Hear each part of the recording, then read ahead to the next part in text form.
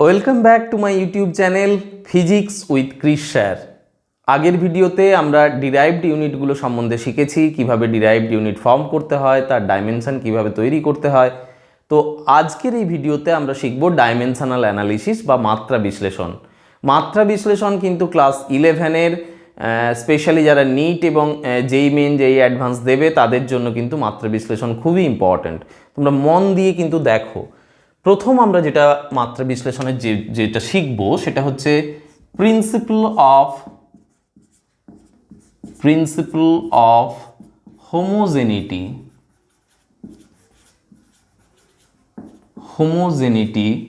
Of dimensions. Principle of homogeneity of dimensions অর্থাৎ মাত্রাগতভাবে সমততার যে নিয়ম। কীরকম? ধরো দুটো যদি আমরা রাশির যোগ করি বা বিয়োগ করি, a plus B equal to C, আমরা এটা পেলাম। অর্থাৎ a যে মাত্রা হবে b এর মাত্রাকে কিন্তু সমান হতে হবে a এর মাত্রার সাথে, তাহলেই কিন্তু আমরা একে যোগ বা বিয়োগ করতে পারবো। আর একই রকমভাবে a আর b এর মাত্রা যা হবে c এর মাত্রাও কিন্তু সমান হবে। অর্থাৎ আমরা কি পাচ্ছি? নাম্বার 1 ডাইমেনশনালি কারেক্ট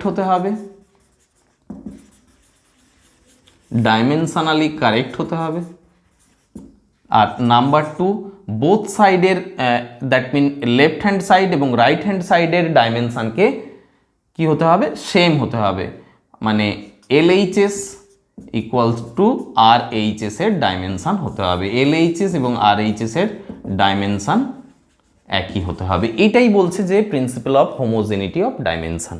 কীরকম? যদি আমরা দেখি, ধরো 5 কেজি প্লাস 5 কেজি কি plus 10 kg equal to 15 KG. এটা আমরা করছি কেন? যোগ করতে পারছি কারণ এটাতেও কেজি আছে, এটাতেও কেজি আছে, দুটো কেজিকে আমরা তাই যোগ করতে পারছি এবং এটাও কিন্তু কেজিতেই আসছে রাইট হ্যান্ড সাইডে।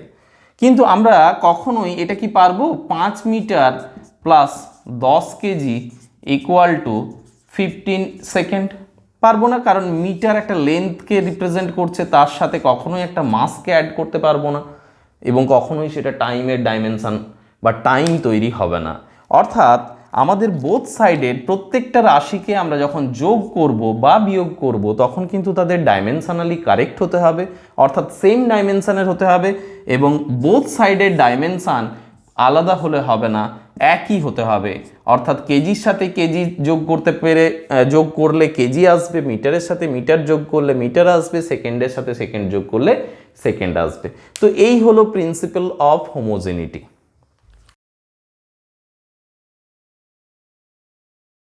প্রিন্সিপাল অফ হোমোজেনিটির পর আমরা দেখব ডাইমেনশনাল অ্যানালিসিসের নাম্বার 1 ইউজ। এটা এই ডাইমেনশনাল অ্যানালিসিসগুলো কিভাবে আমরা ব্যবহার করব। নাম্বার 1 ফার্স্ট ইউজ কি? ফার্স্ট ইউজ হচ্ছে টু চেক দ্য কারেক্টনেস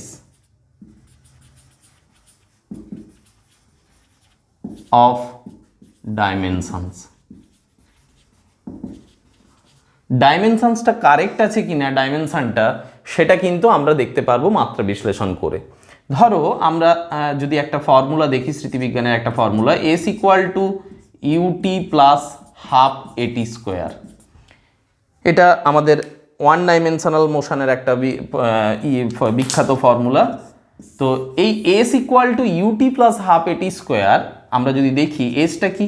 সরণ বা ডিসপ্লেসমেন্টকে বা রিপ্রেজেন্ট করছে, ইউ বেগকে রিপ্রেজেন্ট করছে, টি সময়কে রিপ্রেজেন্ট করছে, এ ত্বরণকে রিপ্রেজেন্ট করছে, আর টি টাইমকে রিপ্রেজেন্ট করছে বা সময়কে রিপ্রেজেন্ট করছে। তাহলে দেখি আগে এস সরণের, আমরা যদি LHSটা আগে লেফট হ্যান্ড সাইডটা দেখি, সরণের ডাইমেনশন কি? এল। আচ্ছা দেখো তো, এখানে দেখো তো এটা ঠিক আছে কিনা, এই ফর্মুলার ইকুয়েশনটার ডাইমেনশনটা ঠিক আছে কিনা সেটা আমরা চেক করব। ফার্স্ট কি? ইউ বেগের ডাইমেনশন আমরা আগের ভিডিওটা তোমরা যারা যারা দেখোনি দেখে নেবে, তাহলে কিন্তু আমাদের এগুলো বুঝতে খুব সুবিধে হবে। তাহলে ইউ বেগের ডাইমেনশন কি? এল T to the power -1 into একটা টি ফর টাইমের ডাইমেনশন টি। আচ্ছা প্লাস হাফটা তো একটা কনস্ট্যান্ট, কোনো ডাইমেনশান নেই, এর ডাইমেনশান আমরা কি জানি L T to the power -2, ত্বরণের ডাইমেনশান টি স্কোয়ার মানে টি এর স্কোয়ার, তাহলে দেখো T square T to the power -2 cancel, T to the power -1 cancel, অর্থাৎ আমরা কি পাচ্ছি এখানে দেখো that is L plus L, অর্থাৎ বোথ সাইডের ডাইমেনশান কি হচ্ছে সেম হচ্ছে। তার মানে কি আছে এই ফর্মুলাটা ঠিক আছে। অর্থাৎ যে কোনো ফর্মুলাকে, যে কোনো ইকুয়েশনকে আমরা কিন্তু চেক করে নিতে পারি যে সেটা ডাইমেনশনালি কারেক্ট আছে কিনা। তো এই হলো ফার্স্ট ব্যাপার। আমরা যদি আরেকটা এক্সাম্পল নিই, নিয়ে যদি দেখি, যে কোনো একটা এক্সাম্পল ধরো, আমরা যদি সিম্পল হারমোনিক মোশনের একটা এক্সাম্পল নিই, টি ইকুয়াল টু 2π ইন্টু √L/g। টি মানে সময়, টাইম, এটা হচ্ছে পর্যায়কালের ফর্মুলা, তোমরা জানো টি সমান টাইম পিরিয়ড বা পর্যায়কাল, যেটা সময়কে রিপ্রেজেন্ট করছে। এল মানে লেন্থ অফ দ্য স্ট্রিং বা সুতোর দৈর্ঘ্য পেন্ডুলামের, এই যদি সিম্পল পেন্ডুলাম আমরা ধরি, এটা হচ্ছে লেন্থ এল। আর জি মানে, তার মানে এটা একটা দৈর্ঘ্যকে রিপ্রেজেন্ট করছে। আর জি মানে ত্বরণ, অভিকর্ষজ ত্বরণ, জিকে রিপ্রেজেন্ট করছে। আর 2π এর কনস্ট্যান্ট, এর কোনো ডাইমেনশন নেই। তাহলে দেখো সময়ের ডাইমেনশন এদিকে কি হচ্ছে টি। আচ্ছা এবার রাইট হ্যান্ড সাইডে আমরা যদি দেখি 2π এর কোনো ডাইমেনশন নেই। আচ্ছা দেখো তো √এল, এল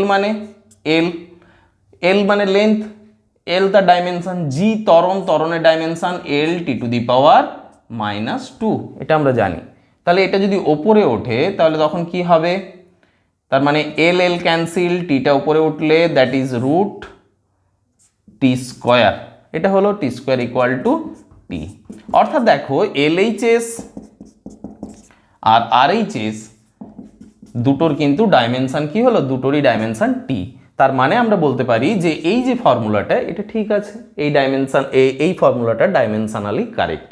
অর্থাৎ আমরা ডাইমেনশনাল অ্যানালিসিসের ফার্স্ট ইউজ, যেটা আমরা ফার্স্ট অ্যাপ্লিকেশন, যে কি কাজে ডাইমেনশনাল অ্যানালিসিসটা আমরা ইউজ করব, তো সেটা কিন্তু ফার্স্ট যেটা দেখলাম যে কারেক্টনেস অফ দ্য ডাইমেনশনস, অর্থাৎ কোনো ফর্মুলা বা কোনো ইকুয়েশন সেটা ডাইমেনশনালি কারেক্ট কিনা সেটা কিন্তু আমরা চেক করতে পারি ডাইমেনশনাল অ্যানালিসিস করে।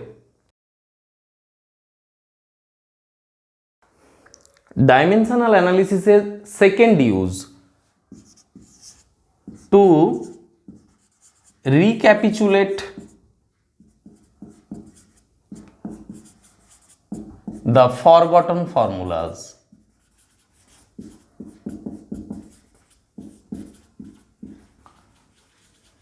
আমরা যদি কোনো সময় কোনো ফর্মুলা ভুলে যাই তাহলে কিন্তু ডাইমেনশনাল অ্যানালিসিস করে আমরা কিন্তু সেই ফর্মুলাকে আমরা ঠিক করে নিতে পারি যে আমরা ভুল লিখছি কিনা।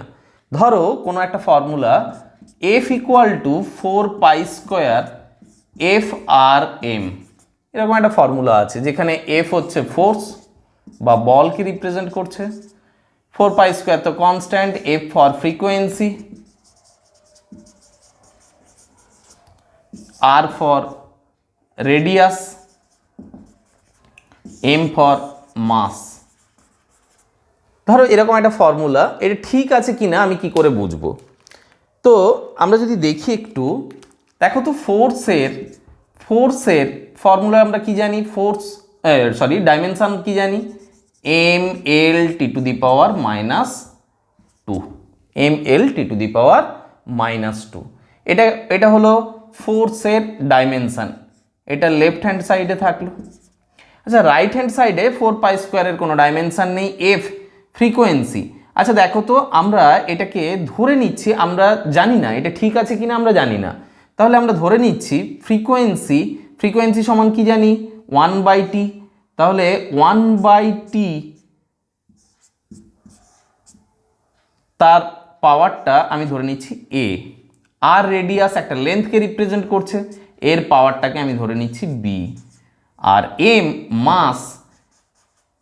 m হচ্ছে মাসের ডাইমেনশন আমরা কি জানি m, তার পাওয়ারটাকে আমরা ধরে নিচ্ছি c।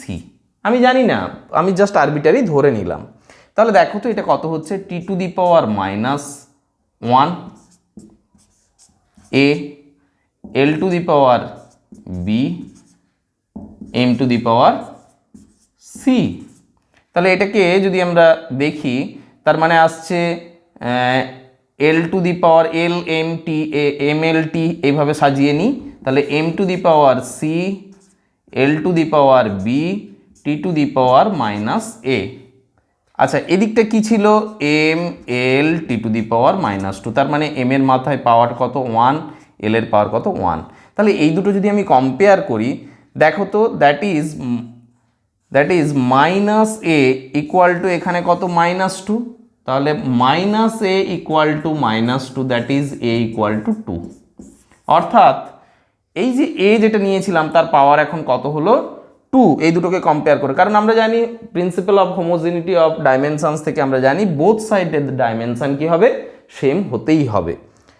এল এর দেখো বি যেটা নিয়েছিলাম এখানে সেটা কত হয়ে গেল? 1। তার মানে বি ইকুয়াল টু 1। একই রকমভাবে সি এর কত? 1। সি, কারণ এম এর মাথায় যা পাওয়ার আছে এখানে এম এর মাথায় 1, এখানে এম এর মাথায় C, that is C equal to 1, কারণ বোথ সাইডে এম এর ডাইমেনশন ইকুয়াল হতে হবে। তাহলে সি ইকুয়াল টু 1। অর্থাৎ আমরা যেটা দেখেছিলাম, আচ্ছা এটা কার? এফ এর 1/tটা কি? এফ। অর্থাৎ দেখো এফ এর পাওয়ারটা যেটা এ ছিল সেটা আলটিমেটলি কত হলো? 2। আর বি আর সি এর পাওয়ারটা কিন্তু 1 করেই থাকলো। অর্থাৎ এই যে আমি যে ফর্মুলাটা নিয়েছিলাম এটা এখন কি হয়ে গেল? দ্যাট ইজ এটা হয়ে গেল F equal to 4π² into F square. কারণ দেখো এফটা কত? এফ এর পাওয়ারটা কত? এ ছিল, এটা কত হয়ে গেছে? 2। তার মানে F square R to the power আরটা মানে আর মানে এল ছিল, বি তার ভ্যালু কত? 1 বেরোলো, তার মানে আরটা আরই থাকলো। আর এম এর পাওয়ার ছিল সি এর ভ্যালু বেরিয়েছে 1, তার মানে এমটা এমই থাকলো। অর্থাৎ অরিজিনাল যে ফর্মুলাটা সেটা কি হলো? F equal to 4π² F square R M. অর্থাৎ আমরা ভুলে গেছিলাম যে এফ আর এম না এফ স্কোয়ার আর এম না এফ আর স্কোয়ার এম না এফ এম আর স্কোয়ার। এরকম যদি কোনো সময় কোনো কনফিউশন হয় কোনো ফর্মুলা নিয়ে, তোমরা কিন্তু ডাইমেনশনালি সেটাকে চেক করে নিতে পারো এবং কারেক্ট করে নিতে পারো। তো এই হলো আমাদের second use, to recapitulate the forgotten formulas. ভুলে যাওয়া ফর্মুলাকে আবার পুনরায় স্মৃতিচারণ করে আবার ঠিক করা, এটা হচ্ছে আমাদের সেকেন্ড ইউজ ডাইমেনশনাল অ্যানালিসিসের।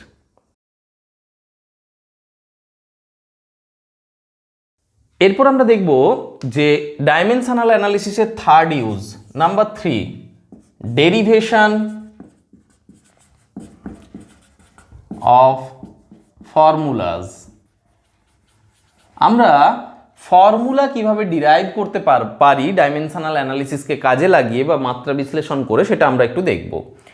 ধরে নিচ্ছি আমরা সরল দোলকের একটা এক্সাম্পল ধরে নিচ্ছি। সরল দোলকের দোলনকাল টি আমি ধরে নিচ্ছি দোলকপিণ্ডের ভরের সাথে সমানুপাতিক, এম এর সাথে সমানুপাতিক আমি ধরে নিলাম প্রথমে। তারপর দেখব আমরা সেটা কি, তার পাওয়ারগুলো সমানুপাতিক হচ্ছে না ব্যস্তানুপাতিক হচ্ছে, বা তাদের পাওয়ার কত সেটা আমরা বের করব। আমরা প্রথমে ধরে নিচ্ছি যে সরল দোলকের পর্যায়কাল খুব ক্ষুদ্র স্মল অসিলেশনের জন্য ভর, কার ভর? এটা হচ্ছে mass of the bob, mass of the bob দোলকপিণ্ডের ভরের সাথে সমানুপাতিক। লেন্থ অফ দ্য স্ট্রিং, বা এটাকে আমরা বলছি লেন্থ অফ দ্য স্ট্রিং, বা সুতোর দৈর্ঘ্যের সাথে সমানুপাতিক। আর ধরে নিচ্ছি অ্যাক্সেলারেশন ডিউ টু গ্র্যাভিটির সাথে সমানুপাতিক, জি মিন অ্যাক্সেলারেশন ডিউ টু গ্র্যাভিটি, অভিকর্ষজ ত্বরণের সাথে সমানুপাতিক। আমি প্রথমে ধরে নিলাম আরবিটারি, এটা কোথা থেকে? থিওরি থেকে আমরা পাচ্ছি। এবার সেটা আমি দেখব যে ফর্মুলাটা কিভাবে আমরা তৈরি করতে পারি ডাইমেনশনাল অ্যানালিসিস থেকে। দেখো তো, ধরো টি আমরা ধরে নিয়েছি এম এল জি এর সাথে সমানুপাতিক। আমি ধরে নিচ্ছি এম টু দি পাওয়ার এ এর সাথে সমানুপাতিক, এল টু দি পাওয়ার বি এর সাথে সমানুপাতিক, জি টু দি পাওয়ার সি এর সাথে সমানুপাতিক। তাহলে সমানুপাতিক থেকে ইকুয়াল করতে গেলে আমাদের একটা কনস্ট্যান্ট লাগে।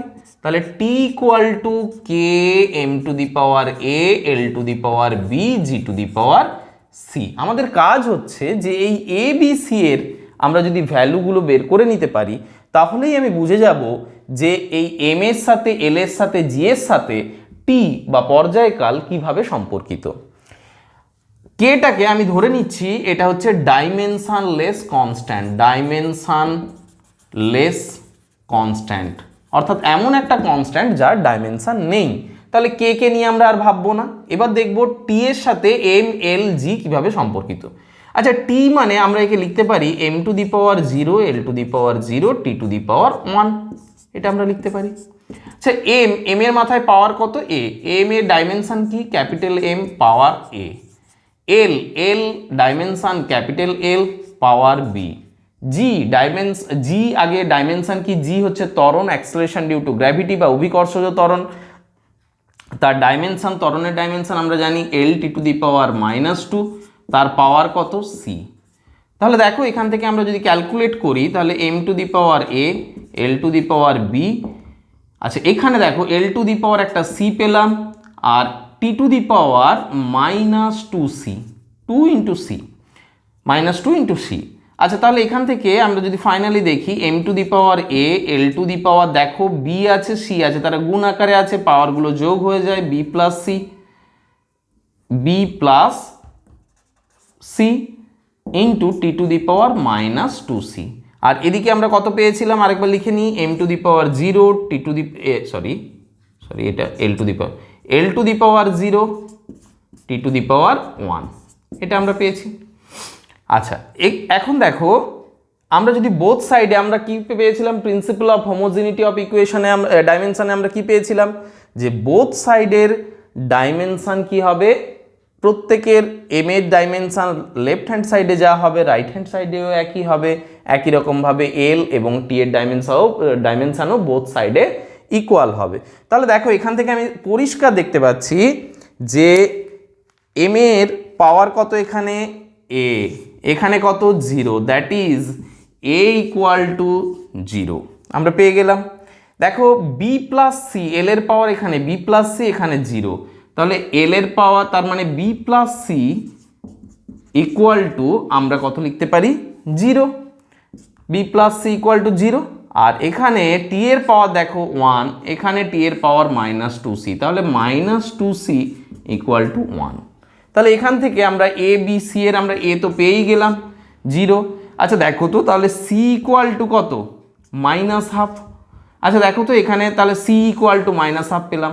এবার B equal to -c, B plus C equal to 0, তাহলে সেখান থেকে বি ইকুয়াল টু -c, তাহলে বি ইকুয়াল টু সি এর ভ্যালু আবার -12 পেয়েছি, তাহলে -12 that is equal to half, তাহলে বি ইকুয়াল টু হাফ। তাহলে A equal to 0, B equal to half, C equal to -half. তাহলে আমাদের এই যে টি এর যেটা আমরা পেয়েছিলাম সেটা এখন কি হয়ে গেল, আমরা নিয়েছিলাম M to the power A L to the power B G to the power C, এখন আমরা এবিসি এর ভ্যালুগুলো পেয়ে গেছি, তাহলে বসিয়ে দাও জাস্ট। তাহলে টি প্রপোর্শনাল টু আমরা কি পাচ্ছি, M to the power 0 L to the power কত পাচ্ছি, এল এর মাথায় B, B equal to half, আর G to the power C, তার মানে জি টু দি পাওয়ার সি এর পাওয়ার -হাফ। অর্থাৎ আমরা যেটা পাচ্ছি তাহলে T equal to T proportional to M to the power 0 মানে 1, তাহলে এল টু দি পাওয়ার হাফ তার মানে √l, আর G to the power -half তার মানে নিচে চলে এলো, তার মানে টি প্রপোর্শনাল টু √l/g। এটা আমরা পেলাম। অ্যাকচুয়ালি আমরা নিয়েছিলাম কি, দেখো একটা প্রপোর্শনাল রিলেশন নিয়েছিলাম প্রত্যেকের সাথে, কিন্তু দেখো তার মধ্যে এমটা এলিমিনেট হয়ে গেল অটোমেটিক্যালি, এল আর জি থাকলো, কিভাবে থাকলো, এল রুটের সাথে প্রপোর্শনাল, জি রুটের সাথে ইনভার্সলি প্রপোর্শনাল, অর্থাৎ ডাইমেনশনাল অ্যানালিসিস করে আমরা কিন্তু রিলেশনটা বের করলাম। এবার দেখো আমরা জানি পরবর্তীকালে দেখা যায় যে কে এর মানটা কনস্ট্যান্ট, এখানে এই সরল দোলকের ক্ষেত্রে পর্যায়কালের ফর্মুলায় কে এর ভ্যালু আমরা পাই 2π, তাহলে টি ইকুয়াল টু 2π √l/g, এটা হলো আমাদের ফাইনাল ফর্মুলা। তো এইভাবে আমরা ডাইমেনশনাল অ্যানালিসিসকে কাজে লাগিয়ে আমরা ফর্মুলা ডিরাইভ করতে পারি। বুঝতে পারলে? এরপর 4 number use, number 4, to convert 1 unit system to another. একটা ইউনিট সিস্টেম থেকে অন্য আরেকটা ইউনিট সিস্টেমে আমরা কনভার্ট করতে পারবো ডাইমেনশনাল অ্যানালিসিসের মাধ্যমে। কিভাবে একটু আমরা দেখে নিই। ধরে নিই রাশিটা কিউ একটা রাশি। এই কিউ রাশিটার এক্সপ্রেশন আমরা ধরে নিচ্ছি dimensional expression m to the power a, l to the power b, t to the power c। এই হলো তার ডাইমেনশনাল এক্সপ্রেশন।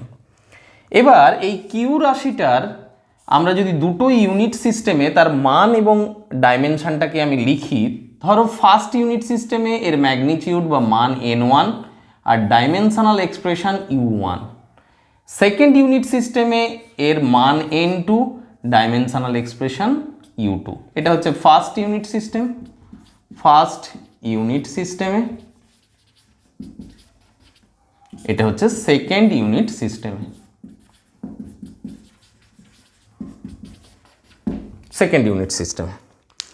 আচ্ছা দেখো তো, আমি এটাকে এভাবে লিখতে পারি, Q equal to n1 u1 first unit সিস্টেমের ডাইমেনশনাল সাইজ, সেটাকে আমরা লিখতে পারি m1 to the power a।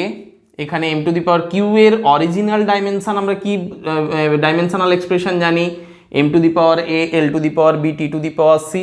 First unit সিস্টেমে আমরা সেটাকে u1 ধরেছি, তাহলে 1টাকে নিয়ে আমি যদি দেখি তাহলে এটাকে মার্ক করার জন্য m1 to the power a, l1 two the power b, t1 two the power c।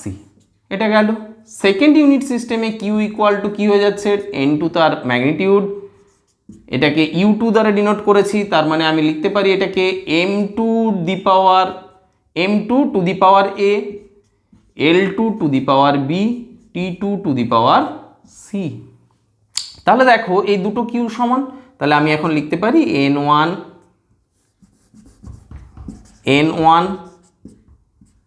m to the power m1 to the power a, l1 two the power b, t1 two the power c equal to n2 m2 to the power a, l2 to the power b, t2 to the power c। তাহলে এখান থেকে n2 আমি ধরো n1 থেকে n2তে যেতে চাইছি, বা 1 নম্বর unit system থেকে 2 নম্বর ইউনিট, বা 2 নম্বর ইউনিট সিস্টেম থেকে আমি 2 নম্বর ইউনিট সিস্টেম সমান কত, 1-এর কত, সেটা আমরা যেতে চাইছি। তাহলে n2 ইকুয়াল টু আমরা কি পাচ্ছি বলো তো, n1, তাহলে এটার নিচে এটা চলে এলো, তার মানে ডিভাইড হলো, তার মানে m1 by m2 to the power a, l1 by l2 to the power b, t1 by t2 to the power c। এটা হলো আমাদের ফাইনাল এক্সপ্রেশন। একটা থেকে আরেকটাতে আমরা কিভাবে যাব।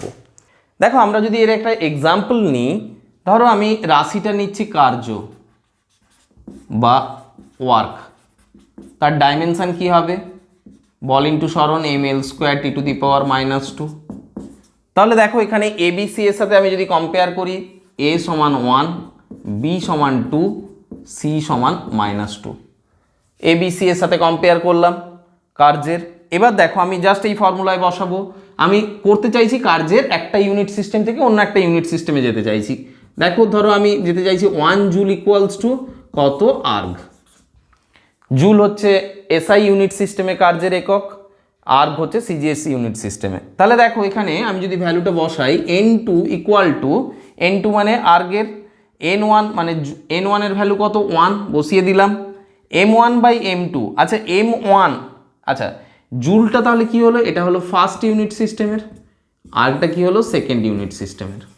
তাহলে ফার্স্ট ইউনিট সিস্টেমের মাস হচ্ছে m1, তাহলে বলো এর মাস, এসআই ইউনিট সিস্টেমে মাসের কি হয় ইউনিট, কেজি, তাহলে দেখো M1টা হচ্ছে 1 kg by CGS unit system M2 second, এটা 2টা সব M2 মানে সিজিএস ইউনিট সিস্টেমে মাসের হচ্ছে গ্রাম, 1 গ্রাম টু দি পাওয়ার, দেখো এম এর মাথায় পাওয়ার কত, এ মানে এখানে কত বেরিয়েছে 1। নেক্সট দেখো L1 L2, আচ্ছা L1 বলো, L1 এসআই ইউনিট সিস্টেমে L1 সমান মিটার, দ্যাট ইজ এখানে 1 metre by 1 centimetre, 1 metre by 1 centimetre, এসআইতে মিটার, সিজিএসে সেন্টিমিটার কার্যের ক্ষেত্রে লেন্থের।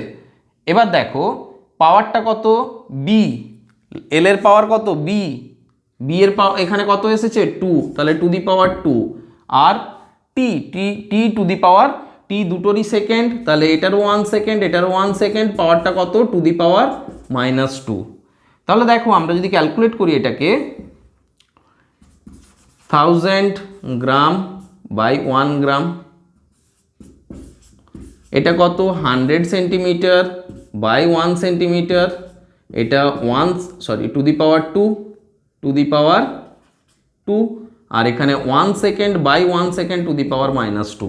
তাহলে দেখো এখানে 10 টু দি পাওয়ার 3, এটা কত 10 টু দি পাওয়ার 2 তার স্কোয়ার মানে into 10 to the power 4 into এটা কত ক্যান্সেল হয়ে গেল, দুটোই সেম আছে ক্যান্সেল, তার মানে n2 ইকুয়াল টু কত 10 to the power 4 into 10 to the power 3, that is 10 to the power 7। অর্থাৎ n2 আমাদের কত দাঁড়ালো 10 টু দি পাওয়ার 7, অর্থাৎ ফাইনাল এক্সপ্রেশন কি হলো, that is 10 to the power 7 erg. অর্থাৎ আমরা কি পেলাম 1 joule equal to 10 to the power 7 erg, এটাই আমরা পেলাম 1 joule equal to 10 to the power 7 erg. তো এইভাবে আমরা কি করতে পারি, একটা ইউনিট সিস্টেম থেকে অন্য আরেকটা ইউনিট সিস্টেমে আমরা যেতে পারি বা কনভার্ট করতে পারি ডাইমেনশনাল অ্যানালিসিস করে। বুঝতে পারলে? এরপর আমরা ডাইমেনশনাল অ্যানালিসিসের একেবারে লাস্ট ইউজ যেটা আমরা দেখব, number 5, to find dimension of constant in a relation. কোনো একটা সম্পর্কে কোনো একটা কনস্ট্যান্টের ডাইমেনশন আমরা কিভাবে বের করব সেটা একটু দেখে নেব ডাইমেনশনাল অ্যানালিসিসকে কাজে লাগিয়ে। ধরো আমরা যদি ভ্যান ডার ওয়াল একটা ইকুয়েশনটাই দেখি, P plus A by V square into V minus B equal to R T. এখানে যদি আমাকে এ আর বি এর ডাইমেনশন বের করতে বলে তাহলে কি করব, দেখো তো পি মানে এখানে চাপ, ভি আয়তন, এখানেও ভিটা আয়তন, বি কনস্ট্যান্ট। তাহলে এ আর বি এর যদি আমরা ডাইমেনশন বের করতে চাই, দেখো তো আমি বলেছিলাম প্রিন্সিপাল অফ হোমোজেনিটি অফ ডাইমেনশনে যে দুটো ডাইমেনশন, দুটো রাশির ডাইমেনশন যদি ইকুয়াল হয় তখনই কিন্তু তাদের মধ্যে যোগ বা বিয়োগ সম্ভব। তাহলে নিশ্চয়ই এখানে ডাইমেনশন অফ পি এর যা ডাইমেনশন হবে এ বাই ভি স্কোয়ারের ডাইমেনশন একই হতে হবে, তা না হলে আমরা যোগ করতে পারবো না। একই রকমভাবে এখানে ভি এর যা ডাইমেনশন হবে এখানে বি এর ডাইমেনশন সেম হতে হবে, বি এর ডাইমেনশনও সেম হতে হবে। তাহলে দেখো তো এখানে পি এর ডাইমেনশন, চাপের ডাইমেনশন আমরা করেছি অলরেডি। চাপ মানে কি, ঘাত বাই ক্ষেত্রফল। তাহলে ঘাত মানে কি, বল M L T to the power -2 by ক্ষেত্রফল এল স্কোয়ার, আচ্ছা equal to A by V square. আচ্ছা দেখো তো আমি যদি এ ডাইমেনশন বের করতে চাই তাহলে dimension of A equal two, দেখো ভি স্কোয়ারটা ইনটু হয়ে যাবে। আচ্ছা ভি মানে কি, আয়তন, আয়তনের ডাইমেনশন কি এল কিউব তার স্কোয়ার মানে এল টু দি পাওয়ার 6। তাহলে এখানে দেখো এটা এদিকে এলে M L to the power -1 T to the power -2 into L to the power 6। তাহলে ফাইনালি কি হচ্ছে M L to the power 5 T to the power -2। তাহলে এইভাবে আমরা এর ডাইমেনশনটা বের করে নিতে পারি। এর ডাইমেনশন কি হলো M L to the power 5 T to the power -2। একই রকমভাবে এখানে দেখো বি এর dimension, dimension of B, V এর যা ডাইমেনশন, ভি মানে কি এল কিউব আমরা জানি শিখেছি। তাহলে বি এর ডাইমেনশন কি হলো এল কিউব, আর এর ডাইমেনশান হলো M L to the power 5 T to the power -2। এই হলো আমাদের ডাইমেনশনাল অ্যানালিসিসের ইউজ। ডাইমেনশনাল অ্যানালিসিস আমরা কিভাবে কাজে লাগাই, তো সেটাই হলো আমার এই পুরো ভিডিওতে। তোমরা কিন্তু এই 5টা পয়েন্টে পুরোটা কিন্তু থিওরিটা তোমরা কিন্তু পেলে। তো তোমরা এটা ভালো করে দেখো, তারপরে তাহলেই কিন্তু এটা যদি ঠিকভাবে তোমরা বুঝতে পারো, তাহলেই কিন্তু যে কোনো ডাইমেনশনাল অ্যানালিসিসের প্রবলেমও কিন্তু তোমরা করতে পারবে। ওকে, ভালো থেকো, সুস্থ থেকো, আবার দেখা হবে পরের ভিডিওতে।